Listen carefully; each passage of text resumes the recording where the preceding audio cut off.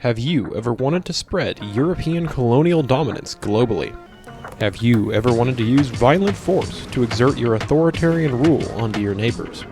Have you ever wanted to use heavy artillery to wipe the British from the face of the earth?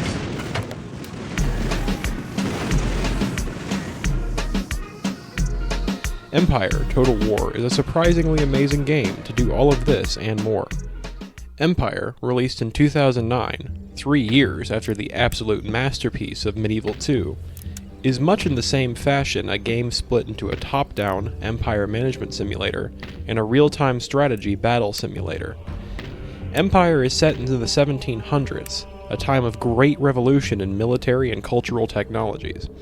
The game sets you at the command of a variety of units, from melee-armed pikemen and cavalry to various forms of black powder infantry, to an assortment of howitzers, cannons, mortars, and other field artillery. Empire is also the first game in the series that allows for real-time naval battles, which is a massive improvement over its predecessors. Empire is an interesting addition to the series as its scale of conflict is extremely wide. The game allows you to fight and build across Europe, North Africa, and the Middle East, and also includes massive sections of North America and India to colonize and battle over. Further, though no settlements exist, it also simulates colonial ambitions for Africa, South America, and the East Indies through distant naval trade nodes along their coasts.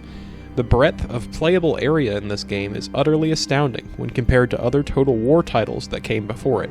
Frankly, I must admit to you, I have long slept on Empire. This game has been sitting in my Steam library untouched for over 10 years.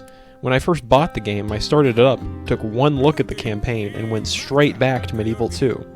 At first glance, the game seems overwhelming. A ton is extremely different from the older titles. Buildings don't work the same, population and towns work differently, diplomacy and trade is different, agents can no longer be directly recruited, public order is complex and split between multiple classes, and further than that, you have a government cabinet and a full research tree to contend with.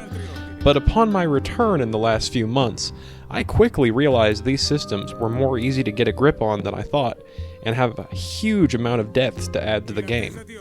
Empire lets you play a variety of factions, each with unique differences in campaigns.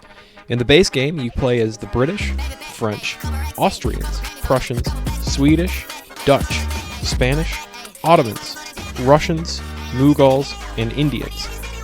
With a very easy to install mod of the game files, you can also play as all of the minor factions of the game, including the various German and Italian states, the Barbary Pirates, Denmark, the Knights of St. John, and more. The game also includes 2 extra campaigns that allow you to play as either the United States or as the Native American tribes. The campaign map, or Empire management half of the game, is likely my favorite part. I enjoy forming diplomatic bonds, plotting out the development and expansion of my nation, and using my navy to colonize and trade with far-off parts of the globe. The battles, however, do not disappoint. Surprisingly, the units are generally responsive and work effectively. Combat using gunpowder units proves to be an interesting take on the Total War format, with warfare feeling much more modern and focusing on range combat and artillery coverage much more than melee and cavalry. You tend to be focused on using position and firepower to overcome your foes. The units are detailed to a great extent, and make for very nice visuals to observe during the fight. The naval battles are also fun, and you can tell that a lot of care was put into implementing them into the game. Controlling your navy can be a little bit janky, and I will admit that I feel there is a little bit of a lack of variety or interest in the types of ships you can recruit. But there is something beautifully stunning about watching the combat unfold as broadsides fire off from all sides. Personally so far, I've been enjoying playing the game most as the various minor factions. My current goal is to reunify the Italian peninsula under Italian rule. This has made for some very interesting situations. My first goal was to eliminate the Venetians and Genoese from the map. In this pursuit, I found out the Venetian government had somehow fled to southern Greece. Desirous to eliminate their threat to my burgeoning nation, I loaded the entirety of my army into a small fleet of ships, hoping to sneak around the Mediterranean and land in Greece.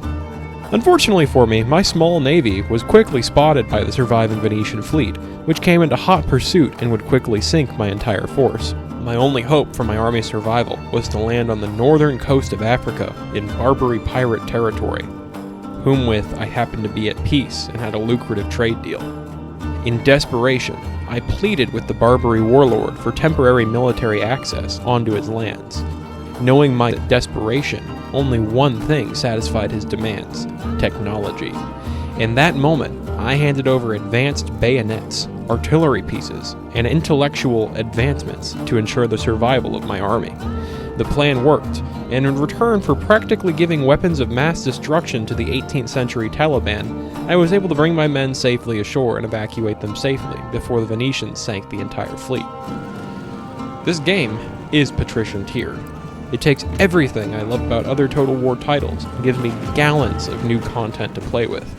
If you are a fan of the Total War titles, Paradox games like Hoi 4 or EU4, or real-time strategy in general, then I highly recommend you give this game a shot. In all, Empire Total War is an amazing old game that will run on almost any system, and I'll be playing it for months to come. And for only $6.50 on sale on Steam now, there's absolutely no reason you shouldn't be playing it too.